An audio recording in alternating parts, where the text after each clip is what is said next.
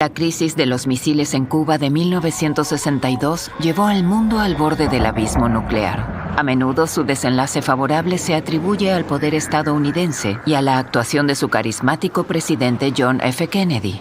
¿Pero fue realmente así?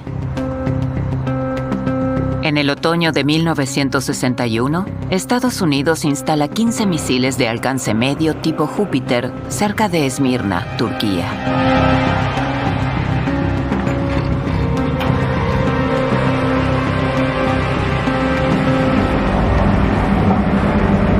Estos misiles pueden ser equipados con ojivas nucleares cuya potencia destructiva es aproximadamente 100 veces mayor que la de Hiroshima.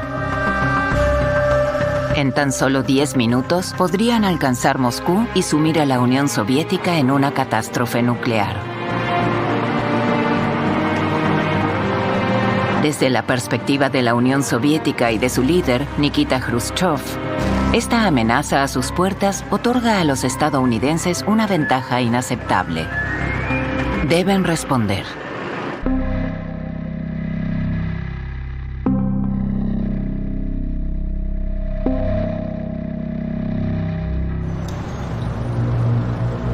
En 1961 se intensifica la Guerra Fría.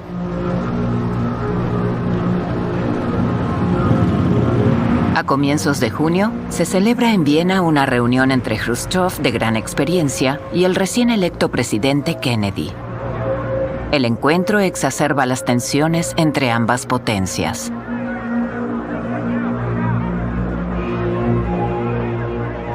También en lo relativo a Alemania, Khrushchev reafirma su exigencia de que las potencias occidentales abandonen Berlín Occidental. Este enclave de libertad en medio del mundo comunista ofrece una vía de escape para millones de alemanes que desean abandonar la RDA. Kennedy se niega.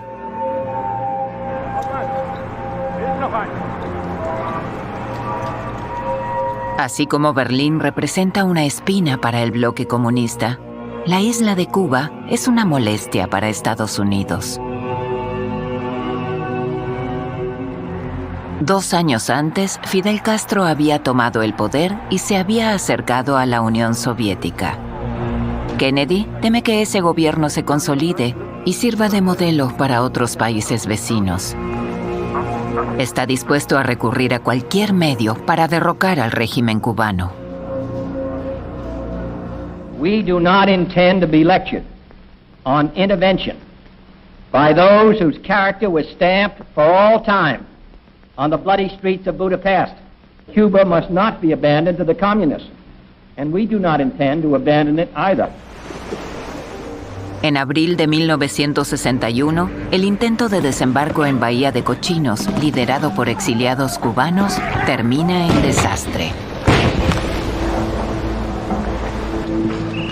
En la operación dirigida por la CIA, más de 1.300 hombres fueron asesinados, heridos o capturados por las fuerzas de Castro en pocos días. Khrushchev responde con una advertencia. En lo que respecta a la Unión Soviética, brindaremos toda la ayuda necesaria al pueblo cubano y a su gobierno para repeler cualquier ataque armado contra su isla. Kennedy no se rinde. Ordena a la CIA y al Departamento de Defensa iniciar un programa secreto para desestabilizar la sociedad cubana. La Operación Mangosta, lanzada a finales de 1961.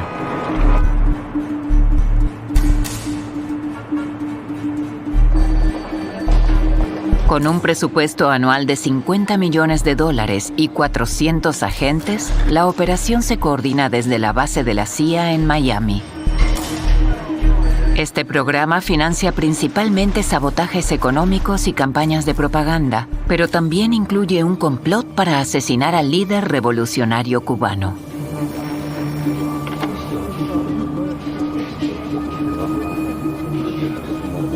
En la operación participan militares diseñando escenarios que sirvan de pretexto para invadir la isla.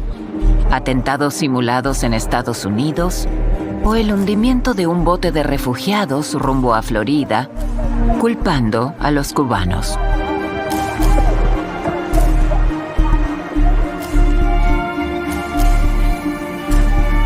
La CIA incluso considera envenenar o colocar explosivos en los puros de Fidel Castro. Cualquier método parece válido para derrocar el régimen. Todo este instrumental había entrado en Cuba en valija diplomática de la embajada yanqui. Los espías habían hecho perforaciones en el piso para instalar los micrófonos y captar todo cuanto ocurriese en el apartamento del piso inferior, sede de la agencia cablegráfica Xinhua. Así utilizan los yanquis su embajada, como centro de conspiración, interferencia en los asuntos que solo competen al pueblo cubano, espionaje y violación de la soberanía de Cuba. Mientras Kennedy intenta derrocar al gobierno cubano, Khrushchev aprueba el plan del gobierno de la RDA para cerrar los accesos a Berlín Occidental. En agosto de 1961, se colocan alambres de púas y cercas provisionales en la frontera entre las zonas de ocupación.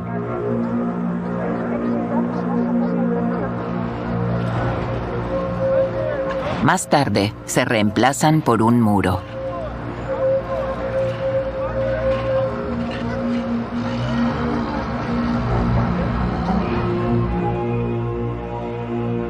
Kennedy responde instalando los misiles Júpiter en Turquía.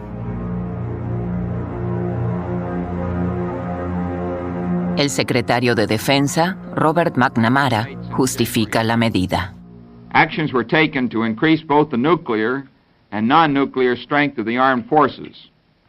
These actions were inescapable in the face of the aggressive atmosphere in the Far East. Khrushchev está indignado, sobre todo porque Estados Unidos está en ventaja. Posee más de 24.000 ojivas nucleares, mientras que la Unión Soviética apenas cuenta con 2.500.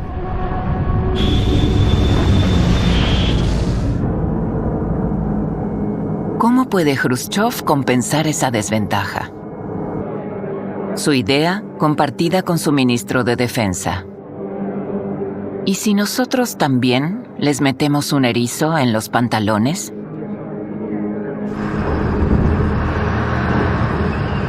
Los erizos son misiles nucleares. Y los pantalones de los estadounidenses son Cuba.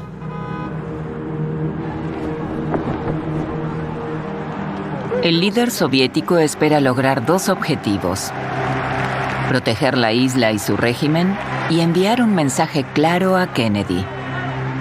No se puede instalar misiles frente a la Unión Soviética sin consecuencias. Fidel Castro acepta el plan de Khrushchev, pero desea firmar un acuerdo oficial de cooperación. Teme que la opinión pública internacional se alarme si se entregan ojivas nucleares a Cuba.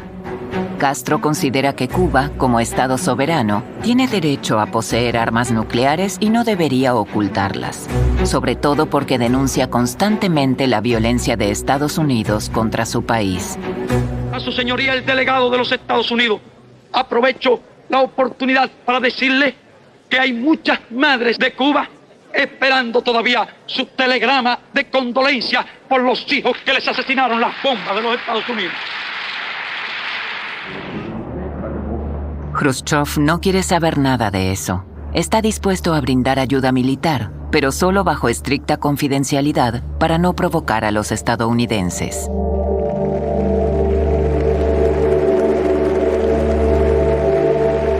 En junio de 1962, Khrushchev logra convencer al Consejo Directivo de su plan. Afirma que Estados Unidos planea invadir Cuba con sus propias fuerzas armadas. Hay que dejarles claro que si atacan, se enfrentarán no solo a Cuba, sino también a la potencia nuclear soviética. Comienza la Operación Anadyr. El objetivo, trasladar de forma sigilosa a Cuba más de 50.000 soldados, 40 misiles atómicos R-12 y R-14 de largo alcance, 80 ojivas tácticas nucleares, sistemas antiaéreos modernos y numerosos vehículos. Todo esto en la mayor operación secreta soviética de la Guerra Fría, camuflada en barcos civiles modificados.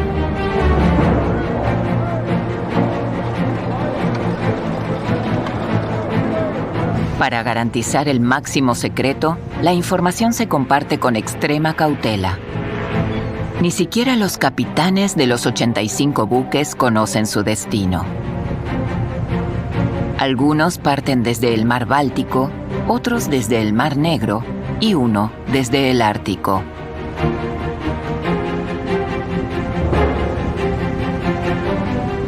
Solo en alta mar se les permite abrir un sobre sellado con instrucciones precisas para continuar su ruta.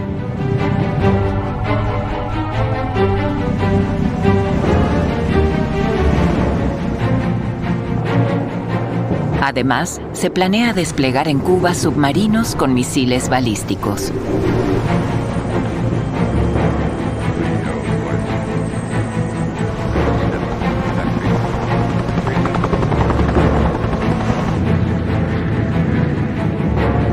Pero a pesar de todos los trucos, los estadounidenses detectan rápidamente los movimientos sospechosos. Esto se debe en parte al nuevo director de la CIA, John McCone, nombrado por Kennedy tras el desastre de Bahía de Cochinos. Ya en julio, McCone registra la llegada a Cuba inusual de 21 buques soviéticos. En una reunión el 10 de agosto, advierte a Kennedy que los soviéticos podrían estar preparando el despliegue de misiles nucleares en la isla. Su advertencia no genera gran preocupación en la Casa Blanca. Kennedy considera posible la presencia de misiles antiaéreos en Cuba, pero no cree que este armamento defensivo represente una amenaza directa para Estados Unidos. Aún así, ordena vuelos de reconocimiento para vigilar los buques soviéticos.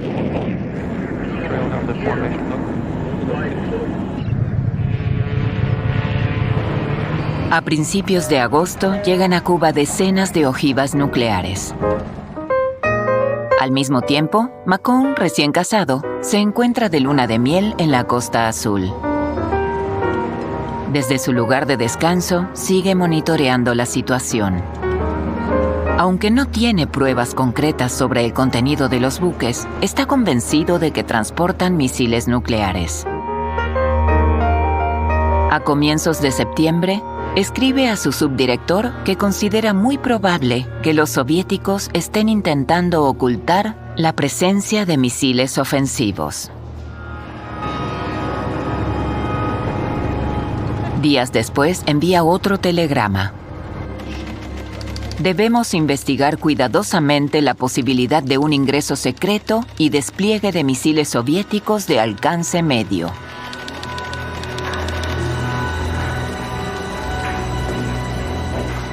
Sus analistas no comparten su preocupación.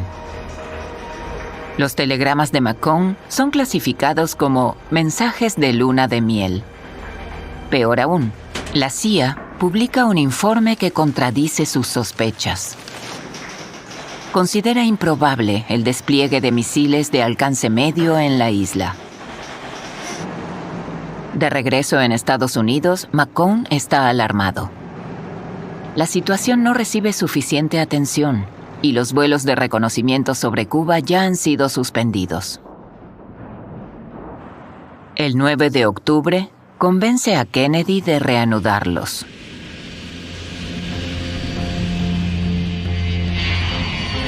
El 14 de octubre despega un avión Lockheed U-2 desde la base aérea Tyndall, en Florida.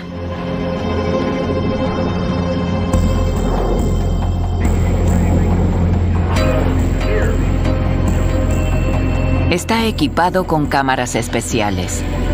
Su misión, sobrevolar Cuba y recolectar la mayor cantidad de información posible. Al regresar, las imágenes son analizadas de inmediato.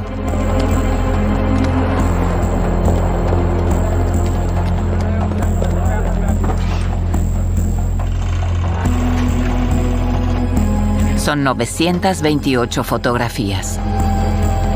El resultado es claro.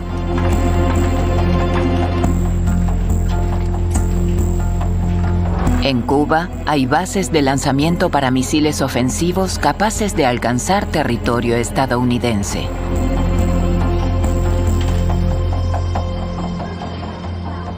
Peor aún, esos misiles pueden ser equipados con ojivas nucleares. El asesor de Seguridad Nacional, McGeorge Bundy, espera hasta la mañana siguiente. El 16 de octubre de 1962 informa al presidente. Kennedy queda consternado. No creía que Khrushchev se atreviera a tanto. En una reunión con su hermano y asesor, Robert Kennedy, expresa su indignación. Khrushchev sería un mafioso, un mentiroso. La CIA y los servicios de inteligencia han fracasado. Solo McCone intentó advertir a tiempo, pero ahora el armamento ya está en Cuba y listo para ser usado.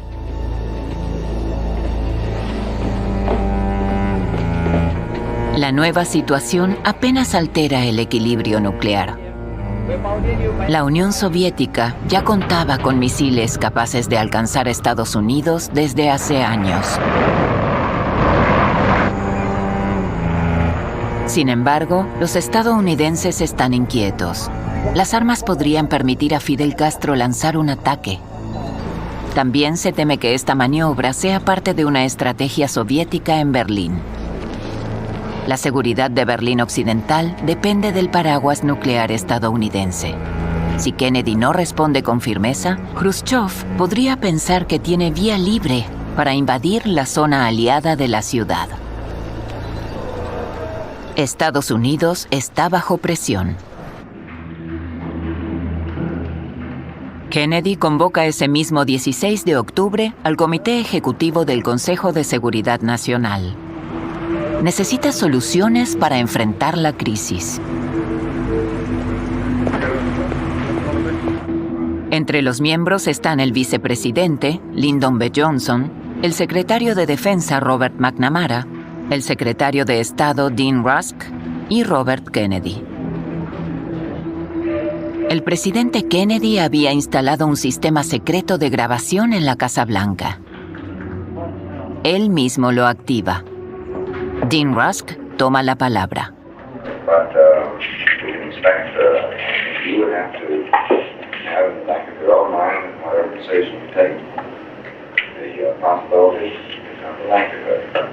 Soviet reaction somewhere else, running all the way from Berlin right around to Korea, and the possibility of a reaction against the United States itself. That no one can surely foresee the outcome. Kennedy responde. Had we done nothing, communism Castro would have spread through the hemisphere as governments frightened by the evidence of power had toppled.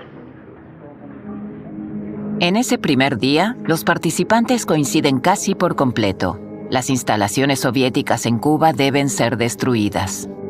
Se barajan distintos escenarios. El presidente propone un ataque quirúrgico. Su secretario de Defensa sugiere una ofensiva más amplia, que incluya las bases aéreas. Robert Kennedy ve la oportunidad de ejecutar el plan largamente acariciado por Estados Unidos: invadir Cuba y derrocar a Castro. Las conversaciones concluyen sin una decisión definitiva.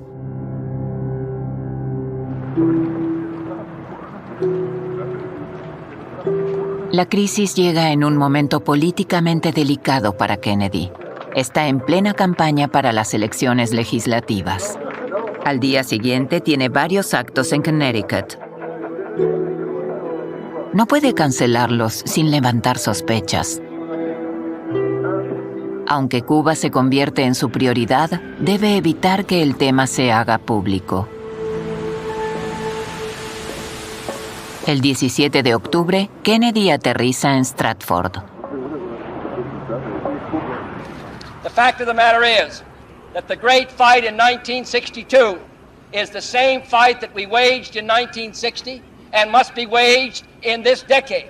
And that is to provide employment for our people, education for our children, and security for our older citizens. And that job, in my opinion, can only be done by the Democratic Party.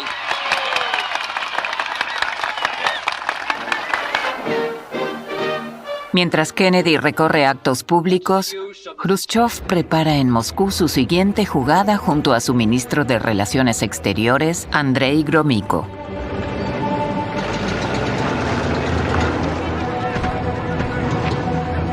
El 18 de octubre, Andrei Gromyko llega a Washington en una visita diplomática programada desde hace tiempo.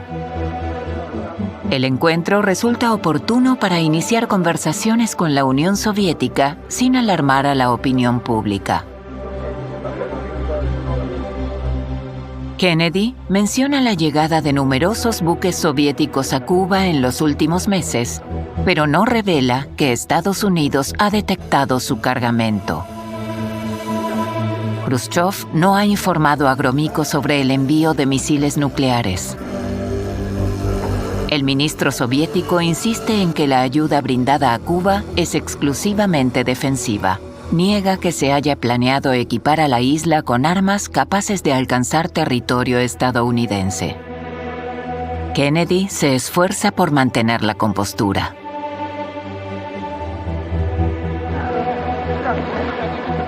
Khrushchev está satisfecho. Su estrategia avanza sin obstáculos.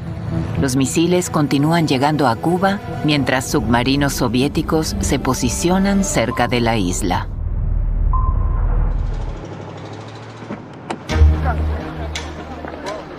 Al día siguiente, 19 de octubre, Kennedy convoca a sus jefes militares. Quiere conocer su evaluación de la situación. Los altos mandos consideran que un ataque aéreo selectivo no garantiza la destrucción total de los misiles. La única solución sería invadir Cuba. Así, las maniobras que se llevarían a cabo al mismo tiempo en las playas de Florida demostrarían la clara superioridad del ejército estadounidense. Los generales afirman que Estados Unidos podría resolver el problema en pocos días. Para Kennedy, este plan es inaceptable. Como líder del mundo libre, no puede justificar una agresión contra un país pequeño. Además, teme represalias soviéticas. El general Curtis LeMay lanza una última observación al presidente.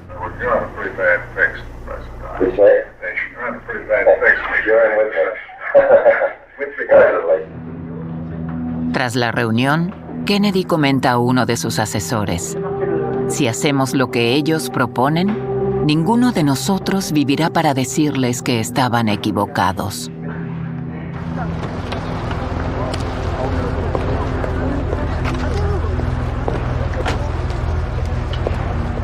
El 20 y 21 de octubre se celebran 2 sesiones del Consejo de Seguridad Nacional. Kennedy anuncia su decisión. Se impondrá un bloqueo naval sobre Cuba para detener los buques soviéticos. The argument of the blockade was that we want to do is avoid if we can a nuclear war, provide for escalation, for imbalance. Soviets increase, taking additional action so it comes up with some degree of control. Han pasado 7 días desde que las fotografías confirmaron la presencia de misiles nucleares en Cuba. La vida sigue su curso. Nadie sospecha la magnitud del peligro que se cierne sobre el mundo. Pero el secreto no durará mucho más. Kennedy se prepara para revelar la situación en un mensaje televisado el 22 de octubre. El día anterior, envía a Dean Acheson a Europa para informar personalmente a los aliados de la OTAN. Los europeos reciben la noticia como un hecho consumado. Aún así, respaldan a Kennedy. Es movilizada toda la prensa para resaltar la importancia del discurso. Para evitar humillar a la Unión Soviética, el secretario de Estado Dean Rusk recibe a las 18 horas al embajador soviético Anatoly Dobrinin. Le entrega una copia del discurso que Kennedy pronunciará 1 hora más tarde. Dobrynin queda desconcertado. No sabía nada sobre el despliegue de misiles de alcance medio en Cuba.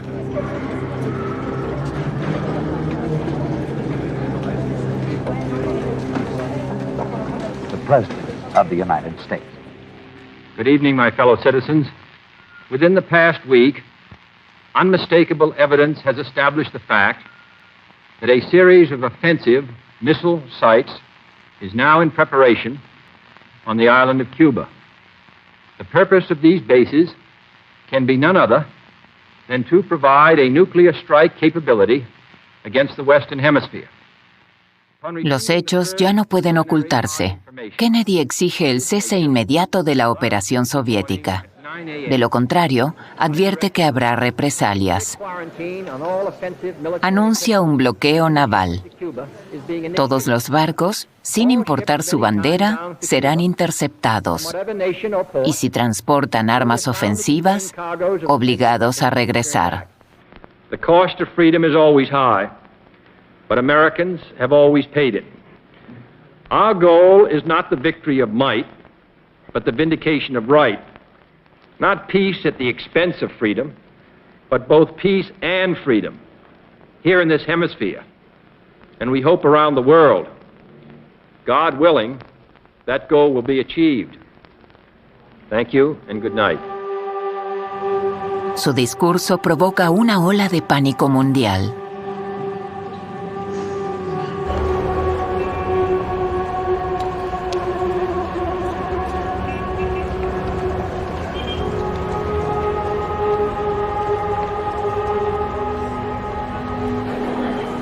La gente corre a abastecerse.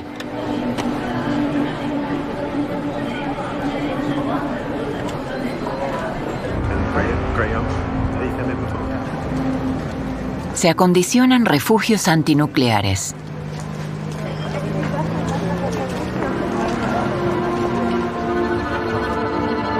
Desde el Vaticano, el Papa Juan XXIII lanza a la humanidad un llamado urgente. Nous supplions tous les gouvernants de ne pas rester sourds à ce cri de l'humanité, qu'ils fassent tout ce qui est en eux pour sauver la paix. Ils éviteront ainsi au monde les horreurs d'une guerre dont nul ne peut prévoir quelles seraient les effroyables conséquences.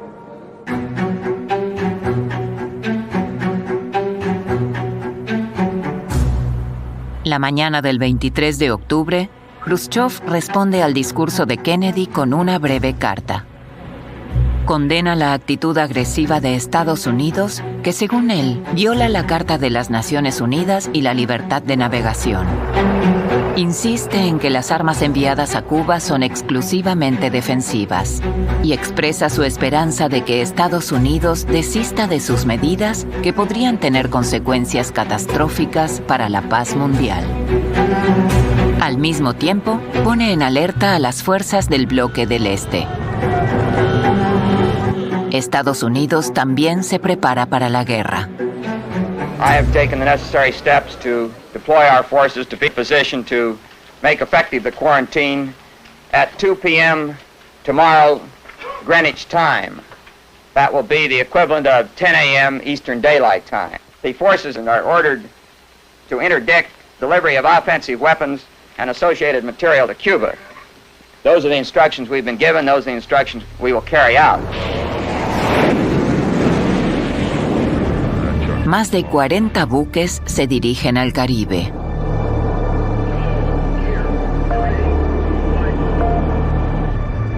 En el sur de Cuba, en la base naval de Guantánamo, arrendada por tiempo indefinido por Estados Unidos, las familias de los militares están siendo evacuadas rápidamente a Estados Unidos.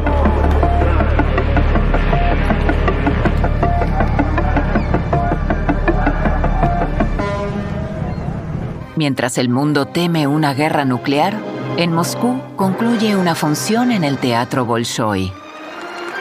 Khrushchev asiste con tranquilidad. ¿Qué mejor forma de calmar a las masas que una noche de ópera en plena crisis geopolítica?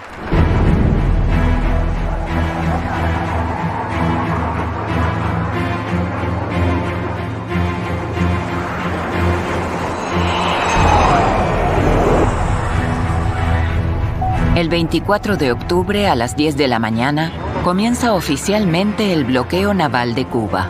En pocas horas, los primeros buques soviéticos se acercarán a la línea de bloqueo establecida por la Marina estadounidense.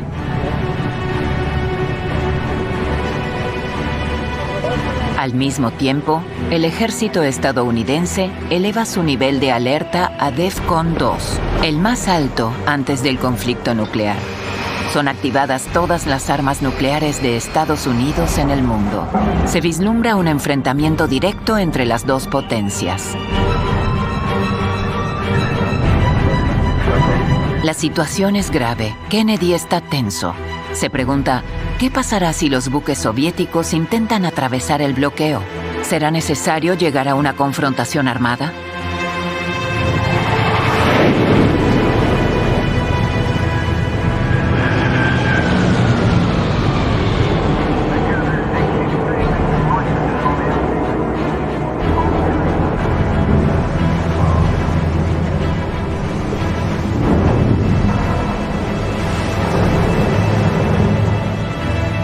Entre los barcos que se aproximan, hay al menos 4 que transportan ojivas nucleares. Lo que Kennedy no sabe, Khrushchev ya ha ordenado a esos buques que regresen. Considera que en Cuba ya hay suficientes ojivas nucleares.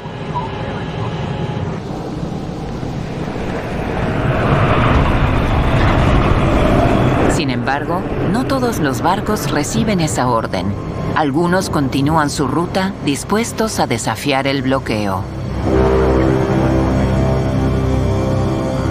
Uno de ellos es el petrolero Bucarest. La Marina estadounidense inicia su persecución.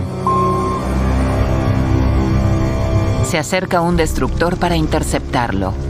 La tensión alcanza su punto máximo. El capitán soviético es contactado por radio. Afirma que el barco solo transporta combustible.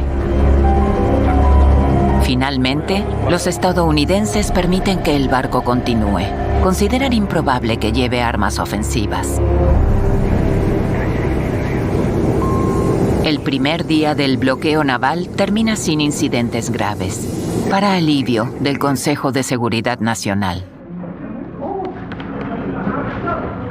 Pero Kennedy advierte que el problema no está resuelto. Well, now the quarantine itself won't remove the weapons. So you're going to get two ways of removing the weapons. One is to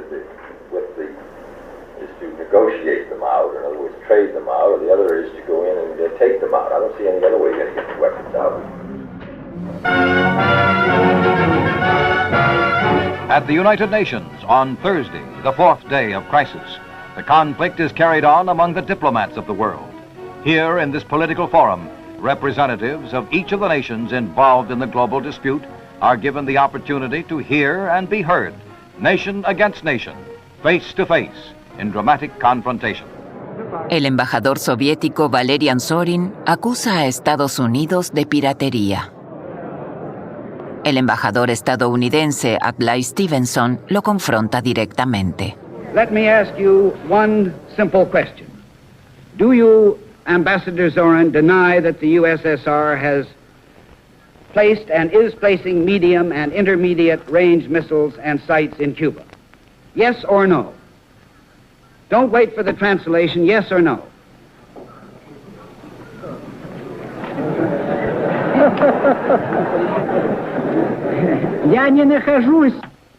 I am not in an American courtroom, sir, and therefore I do not wish to answer a question that is put to me in the fashion in which a prosecutor does. In due course, sir, you will have your reply. I'm prepared to wait for my answer until hell freezes over, if that's your decision. Stevenson presenta 2 fotografías tomadas por aviones espía. Muestran claramente estructuras que un ojo entrenado identifica como rampas de lanzamiento. Las imágenes refuerzan la percepción pública de que la Unión Soviética inició la provocación. Khrushchev da el primer paso hacia una solución diplomática. Quiere frenar la espiral que podría desencadenar una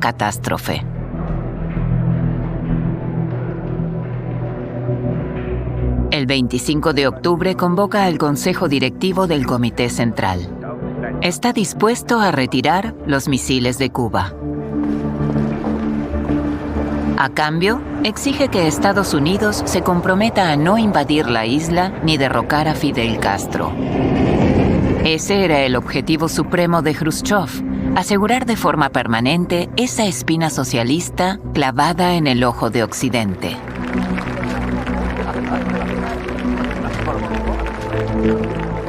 Esa misma noche, la Casa Blanca recibe una carta de Khrushchev. El secretario de Defensa, Robert McNamara, la califica luego como la propuesta diplomática más extraordinaria que haya visto. Khrushchev ofrece retirar los misiles a cambio de una garantía de no invasión. También expresa su preocupación por las consecuencias de una guerra nuclear. Kennedy se siente aliviado. Su adversario está dispuesto a negociar. En la tarde del 26 de octubre se redacta en Moscú una segunda carta, esta vez en un estilo más formal. Khrushchev intenta una nueva jugada. Además de la seguridad para Cuba, exige la retirada de los misiles estadounidenses estacionados en Turquía.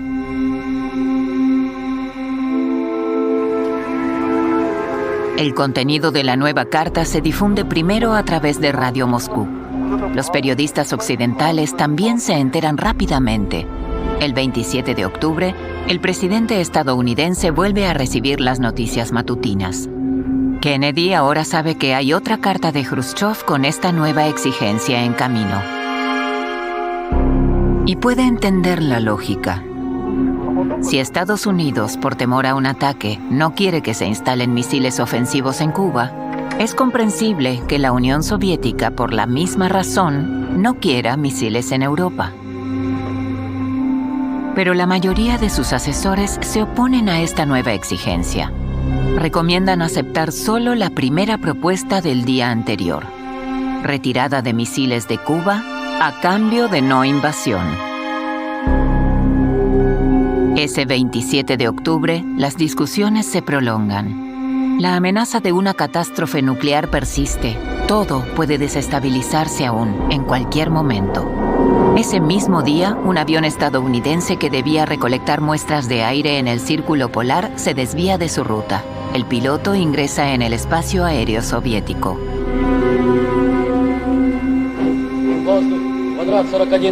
Al ser detectado por radar, aviones de combate soviéticos salen a interceptarlo.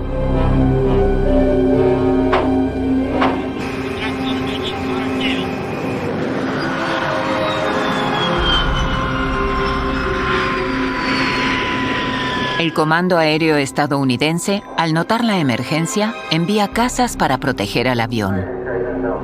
Debido al nivel de alerta DEFCON 2, los cazas estadounidenses están armados con misiles nucleares.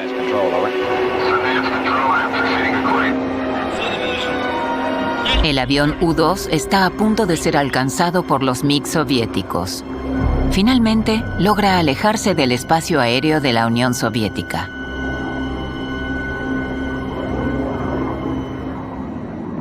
Al enterarse del incidente, Kennedy comenta: siempre hay un imbécil que no se entera de nada.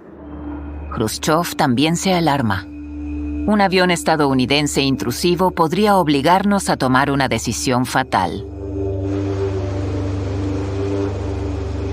Pocas horas después, otro avión estadounidense es derribado sobre Cuba por un misil antiaéreo.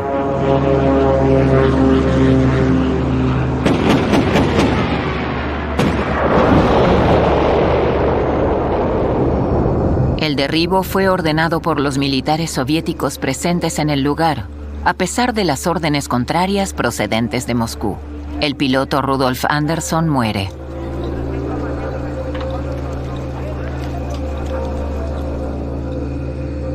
Fidel Castro está convencido de que es inminente un ataque aéreo masivo. Envía un telegrama urgente a Khrushchev, pidiéndole que considere un contraataque nuclear. Khrushchev está desconcertado. Kennedy rechaza cualquier represalia. Tanto en Washington como en Moscú, los líderes comprenden que un solo error podría desencadenar el fin del mundo. Una nueva y dramática situación lo confirma. Submarinos soviéticos siguen navegando dentro de la zona de bloqueo naval, perseguidos por la flota estadounidense.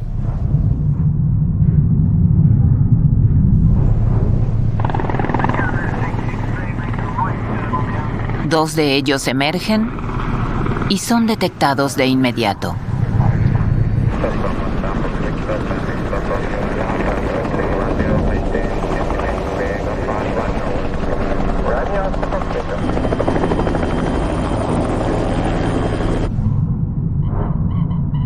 Pero el submarino B-59 permanece sumergido. Había zarpado 3 semanas antes y desde su llegada al Mar de los Sargazos no ha tenido contacto con Moscú. El operador de radio solo capta fragmentos de noticias estadounidenses. La tripulación no sabe si ya ha comenzado la Tercera Guerra Mundial.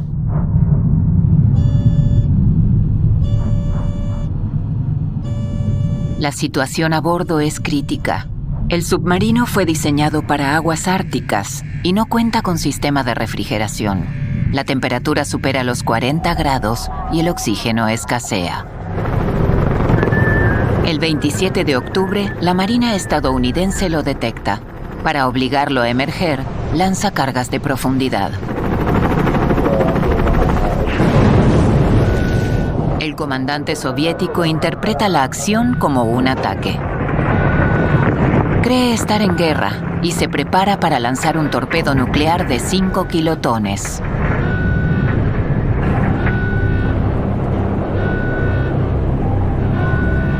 Afortunadamente, el oficial Vasily Arkhipov logra convencerlo de no hacerlo.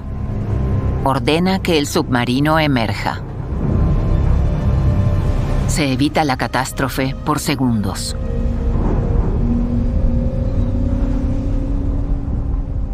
Tras este punto crítico, Kennedy decide buscar una solución diplomática definitiva. Junto a sus asesores, redacta una carta en la que propone discutir los términos ofrecidos por la Unión Soviética. Pero sabe que si no incluye el retiro de los misiles Júpiter de Turquía, Khrushchev podría rechazarla.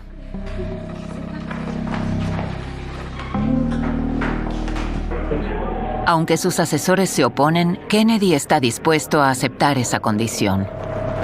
El problema es cómo reaccionarán los aliados de la OTAN ante el retiro de armas que los protegen de una posible invasión soviética.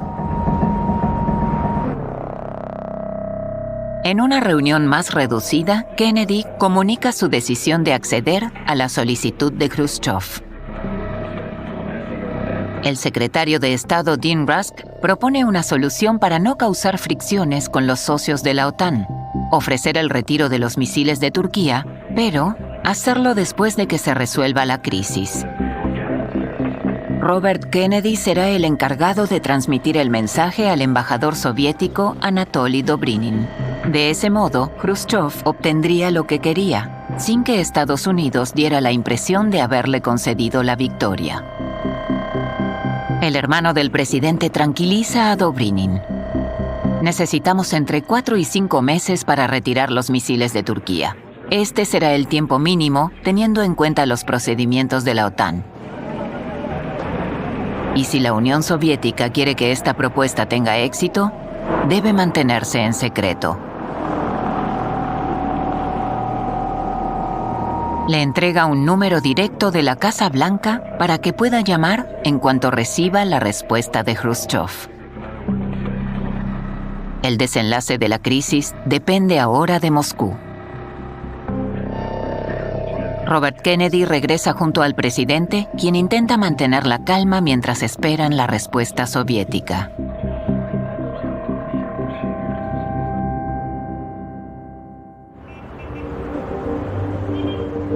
Cuando Khrushchev recibe la propuesta, se sorprende. no esperaba que Kennedy ofreciera retirar los misiles de Turquía.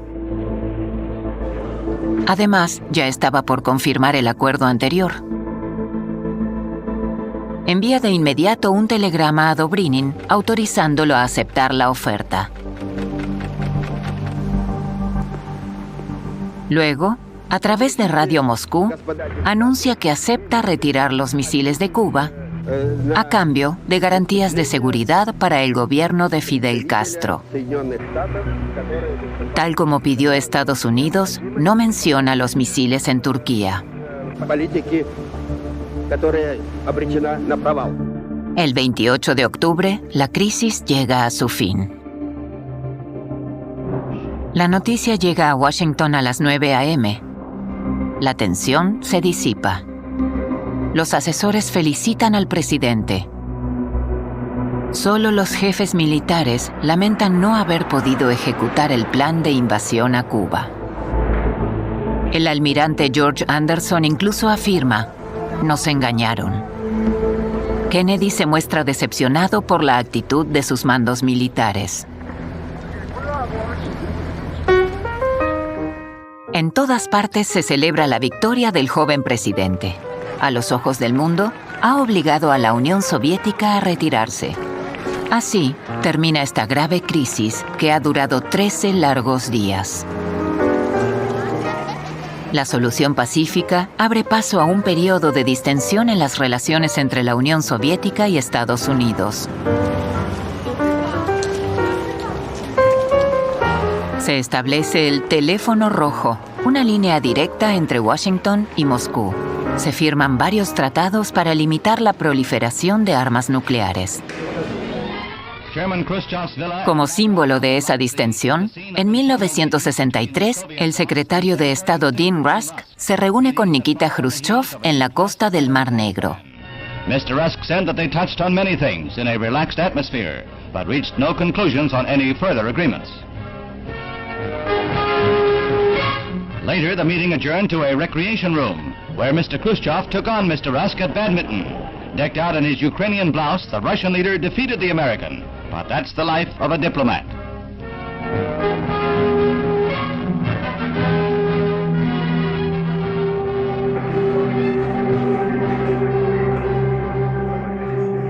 Pero el supuesto triunfo de Kennedy merece un análisis más profundo. Quizás la crisis nunca habría estallado sin las reiteradas agresiones de Estados Unidos contra Cuba.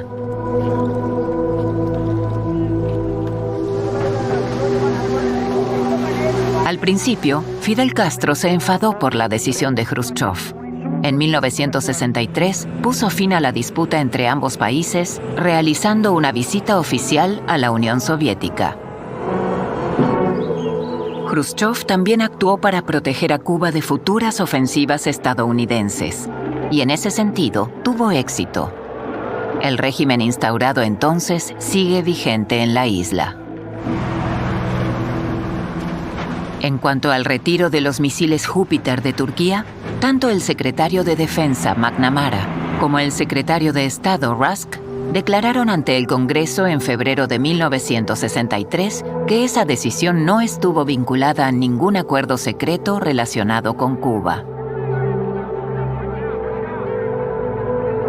Así, la popularidad de Kennedy se mantuvo intacta durante la campaña electoral. Y también el mito de la firmeza estadounidense frente al comunismo. A Khrushchev, en cambio, no le benefició.